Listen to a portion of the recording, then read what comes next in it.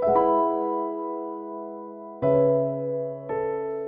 오늘 이 말씀은 불임절의 기원에 대해서 우리에게 설명해 주고 있는 말씀입니다. 불임절이라는 것이 무엇인가? 하만이 유다인들을 몰살하기 위해서 던지려 했던 이 주사위의 일종, 이 제비 뽑는 방식의 그것이 바로 부르였다고 하는 거죠.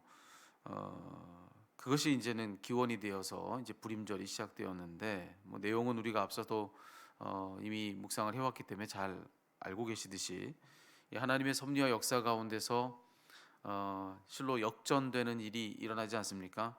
이 하만이 바사에 온 유다인들을 다 몰살하기 위해서 꾀했던 모든 일들이 다 모조리 이 하만 자기 자신에게로 닥치고 마는 것입니다. 그러니까 자기 꾀에 자기가 당하는 그런 일이 그에게 일어났던 거죠. 그래서 하만과 그의 아들들이 도리어 멸절을 당하고 몰살을 당하는 그런 일이 있게 됩니다. 자, 그래서 유다인들은 그들의 대적 이 하만의 그 손아귀에서 벗어나고 또 더 나아가서 그를 이긴 것을 기념해서 이제 그들을 본래 죽이기 위해 던지려 했던 이 부루라고 하는 것의 이름을 따서 불임이라고 그렇게 그들의 절기의 이름을 정했다는 것이죠. 그래서 그 승리의 날 아달월 14일과 15일 이 두 날을 불임절로 그들이 대대로 지키게 되었다는 그런 이야기입니다. 자, 그리고는 그들 이 이제 지켜야 될 이 불임절에 대해서 오늘 22절에 보니까 그 의미를 이렇게 설명하고 있어요. 이걸 제가 다시 한번 읽어드리면, 자, 이날에 유다인들이 대적에게서 벗어나고 평안함을 얻어 슬픔이 변하여 기쁨이 되고 애통이 변하여 길한 날이 되었으니 이 두 날을 지켜 잔치를 베풀고 즐기며 서로 예물을 주며 가난한 자를 구제하라 하매. 자, 여기서 지금 이날의 그 의의에 대해서 이야기하면서 이제 이날을 무엇보다도 구원의 날로서 설명하고 있죠. 그래서 그 구원은 어떤 의미냐? 그들의 이 슬픔이 변해서 그날 기쁨이 됐다. 그리고 그들의 애통이 변해서 여기 길한 날이라고 되어 있는데 축제입니다. 이 애통이 변해서 축제가 됐다. 그런 구원을 그들이 이제 누렸다라고 하는 것이죠. 그래서 오늘 이 말씀은 그런 그 구원의 기쁨을 너희 마음껏 누려라라고 하는 그런 말씀을 여기 담고 있습니다. 그런데 여기 보니까 그 잔치 이 기쁨 구원의 기쁨을 너희들이 누려라 마음껏 즐겨라라고 하는 말이 있지만 그것만이 전부가 아닌 것을 우리가 여기 이 말씀에서 확인하게 됩니다. 여기 앞서 제가 읽어드린 22절의 마지막 구절을 우리가 눈여겨봐야 되는데요. 하나님 뭐라고 말씀하셨느냐면은 이 구절을 통해서 하나님이 베푸시는 구원의 기쁨을 즐기라고 하셨지만 그게 전부는 아니라고 그렇게 말씀하신 겁니다. 하나님께서 베푸시는 구원의 기쁨을 누렸다면 만약 그걸 누리기만 하면 안 되고 어떻게 해야 되느냐? 그렇게 구원받은 우리 그런 구원의 사건으로 말미암아서 그 기쁨을 이토록 마음껏 누리게 된 우리는 그래서 해야 될 일이 있는데 그것은 바로 가난한 자를 구제하라라고 하는 것입니다. 가난한 자를 구제하라. 이 무슨 얘기냐면 구원받은 너희는 누군가를 구원하는 사람이어야 한다. 그런 말이죠. 구원의 기쁨을 너만 누리면 안 된다. 그런 너는 반드시 다른 누군가에게 그 구원의 기쁨을 나누는 사람이어야 된다. 이게 지금 오늘 이 에스더서를 통해서 우리에게 주고 있는 말씀이라고 하는 것입니다. 자, 그런데 이게 그 당시를 살던 이 바사 왕국의 유대인들에게만 해당하는 말씀 아니죠. 그런 구원의 기쁨을 누린 것은 그들만이 아니기 때문에 그렇습니다. 우리도 마찬가지입니다.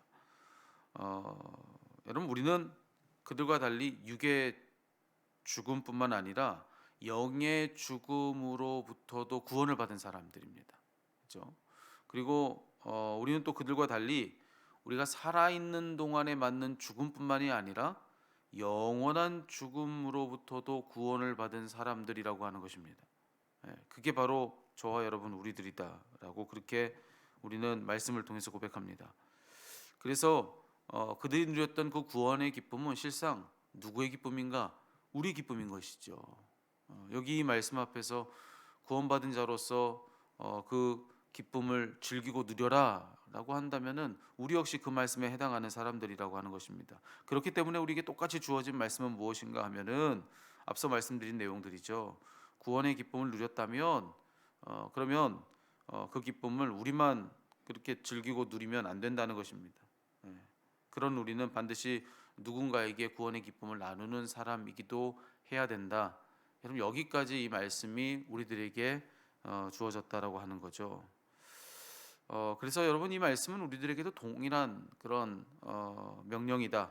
우리에게 이 말씀은 똑같이 우리에게 주어진 명령으로서 의미를 가진다. 이렇게 말씀을 드릴 수 있어요. 오늘 이 말씀이 결론적으로 우리들에게 주는 명령은 무엇인가 하면은 가난한 자를 구제하라입니다. 가난한 자를 구제하라. 여러분 이 말씀 앞에서 여러분은 어떤 순종을 지금 하고 있는지 한번 돌아보셨으면 좋겠습니다. 예.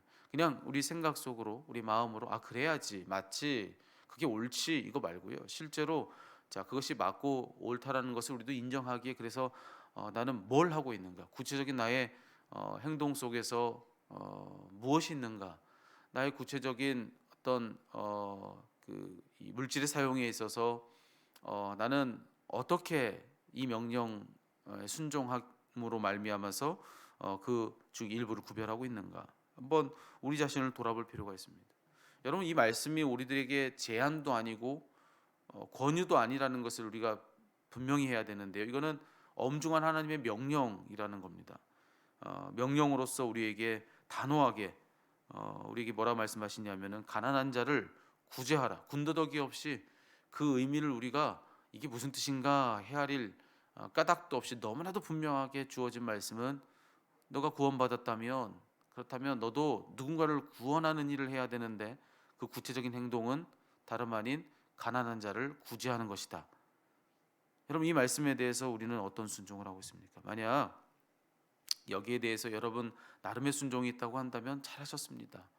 여러분 그 순종을 힘있게 이어나가십시오.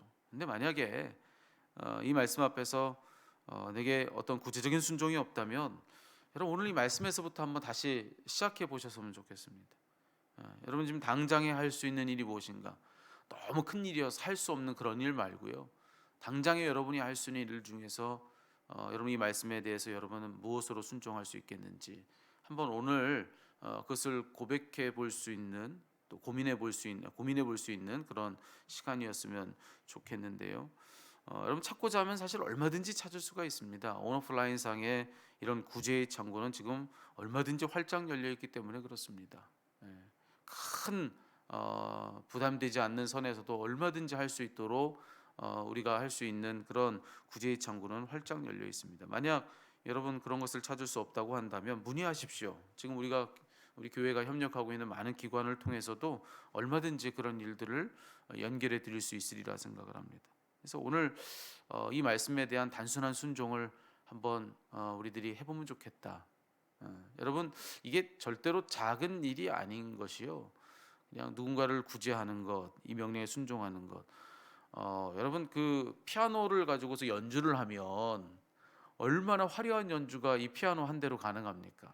정말 거기서 막 쏟아지는 음들이 도대체 무슨 음인지 하나하나를 다 우리가 알 수 없을 만큼의 수많은 음이 서로 조화를 이루면서 아름다운 막 음악을 누군가 연주할 수 있는 자만 있다면 이 피아노 한 대로 다 표현해내지 않습니까? 그런데 그렇게 대단한 음악을 내는 이 피아노도요 조율할 때는 어떻게 하느냐?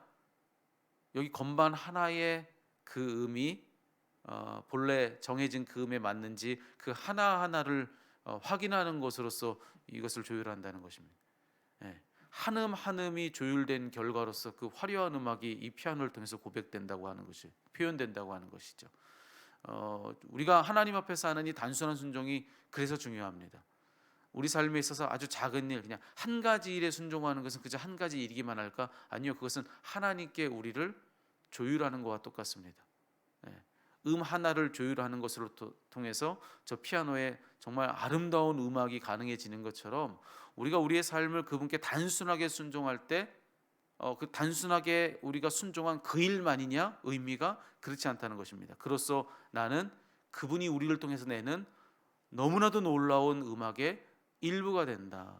그분이 지금 연주해 가고 계시는 너무나도 놀라운 그 장엄한 음악의 일부로서 비로소 제대로 반응한다. 그 음악의 일부가 되어서 나도 그 음악이 된다.